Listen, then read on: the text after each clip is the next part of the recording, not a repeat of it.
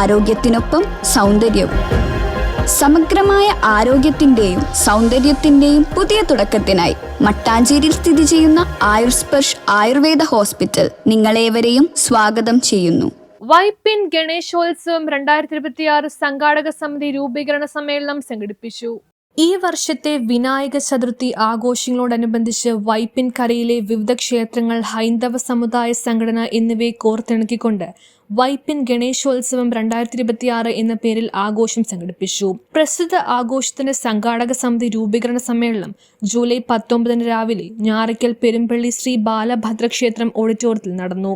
സമ്മേളനം Tony Chammani MLA ഉദ്ഘാടനം ചെയ്തു. ഗണേശോത്സവവുമായി ബന്ധപ്പെട്ട സ്വാഗത സംഘ രൂപീകരണത്തിനാണ് നാം ഇന്നിവിടെ ഒത്തുചേർന്നിട്ടുള്ളത്. ഞാൻ എറണാകുളത്തായിരുന്നപ്പോൾ പ്രിയപ്പെട്ട ശ്രീ ദേവനും ഞങ്ങളും ശിവദാസേട്ടനെല്ലാം ഗണേശോത്സവവുമായി ബന്ധപ്പെട്ട് ഒത്തുകൂടിയിട്ടുണ്ട്. അതിൻ്റെ നടത്തിപ്പ് കമ്മിറ്റിയിലെല്ലാം ഉണ്ടായിട്ടുണ്ട്. ഇപ്പോൾ വൈപ്പിനിലും ഏറ്റവും സമുചിതമായി ഗണേശോത്സവം ഒരു ജനകീയ ഉത്സവമാക്കി മാറ്റാൻ ആവശ്യമായ പ്രവർത്തനങ്ങൾക്ക് നാം തുടക്കം കുറിക്കുകയാണ്. ഒരു MLA എന്ന നിലയിൽ എൻ്റെ പൂർണ്ണ പിന്തുണ, എല്ലാ അർത്ഥത്തിലുള്ള പൂർണ്ണ പിന്തുണ ഇതിനുണ്ടാവുമെന്ന് ഞാൻ നിങ്ങളെ അറിയിക്കുന്നു. ഗണപതി ഭഗവാന്റെ ജന്മദിനമാണ്. മഹാരാഷ്ട്രയിൽ ആരംഭിച്ചെന്ന് ദേശവ്യാപകമായി ഒരു വലിയ ജനകീയ ഉത്സവമായി ഗണേശോത്സവം മാറിയിട്ടുണ്ട്. ഞാനിപ്പോൾ ഇത് ക്ഷണിച്ചപ്പോൾ ഇതിൻ്റെ ഒരു ചരിത്രമെല്ലാം വായിച്ചപ്പോൾ സ്വാതന്ത്ര്യ സമര പ്രക്ഷോഭവുമായി ബന്ധപ്പെട്ട് ചേർന്ന് കിടക്കുകയാണ്. ബഹുമാനപ്പെട്ട ബാലഗംഗാധര തിലക് അല്ലേ, ലോകമാന്യ ബാലഗംഗാധര തിലക് ബ്രിട്ടീഷുകാർക്കെതിരെയുള്ള സമരത്തിൽ മതവും സംസ്കാരവും എല്ലാം ചേർത്താണ് രാജ്യത്തെ ജനങ്ങളെ ഒന്നിപ്പിച്ചത്. അത് ഗണേശോത്സവം കൂടി അതിൻ്റെ ഭാഗമാക്കി. വീടുകളിലായിരുന്നത് പിന്നീട് തെരുവുകളിലേക്ക്, പൊതുയിടങ്ങളിലേക്ക് മാറ്റി ഒരു ജനകീയ അടിത്തറ, ഒരു ജനകീയ സ്വഭാവം ഗണേശോത്സവത്തിൽ വന്നു.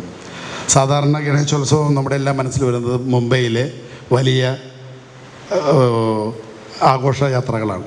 അവിടെ ഹിന്ദി സിനിമാ താരങ്ങളടക്കം ജാതി മത വ്യത്യാസമില്ലാതെ അതിൽ അണിനിരക്കുമ്പോൾ ഇതിനൊരു മതനിരപേക്ഷ സ്വഭാവം കൂടി ഉണ്ട് എന്ന കാര്യത്തിൽ സംശയമില്ല. ഒരു ജനകീയ ഉത്സവമാണ്. നമ്മുടെ സമൂഹം എല്ലാം കെട്ടിപ്പടുക്കുന്നത് വിശ്വാസത്തിലും ഭക്തിയിലും ആത്മീയതയിലും കൂടിയാണ്. അതുകൊണ്ട് എല്ലാ മതങ്ങളുടെയും എല്ലാ ആചാരങ്ങൾ, ഉത്സവങ്ങളെല്ലാം സാമൂഹ്യ സൗഹൃദം, നല്ല അന്തരീക്ഷം ഉണ്ടാകുക എന്നതിന് ഗുണകരമാവുമെന്ന് വിശ്വസിക്കുന്ന ഒരു പൊതുപ്രവർത്തനമാണ്. അതുകൊണ്ട് ഇത് ഏറ്റവും സമുചിതമായി നടക്കണം, ഭംഗിയായി നടക്കണം. എല്ലാവരെയും, സമൂഹത്തിൽ എല്ലാവരെയും ചേർത്ത് ഈ നാടിൻ്റെ ഒരു ജനകീയ ഉത്സവമാക്കി മാറ്റാൻ ഒരിക്കൽ കൂടി നമുക്ക് ഒത്തു ശ്രമിക്കാമെന്ന് മാത്രം പറഞ്ഞുകൊണ്ട് എൻ്റെ വാക്കുകൾ ഉപസംഹരിക്കുന്നു. ഈ ചടങ്ങ് ഉദ്ഘാടനം പ്രഖ്യാപിക്കുന്നു. നന്ദി, നമസ്കാരം. വിവിധ സമുദായ സംഘടനാ ഭാരവാഹികളും ക്ഷേത്ര ഭാരവാഹികളും സമ്മേളനത്തിൽ സന്നിധരായിരുന്നു. News bureau, Paravur.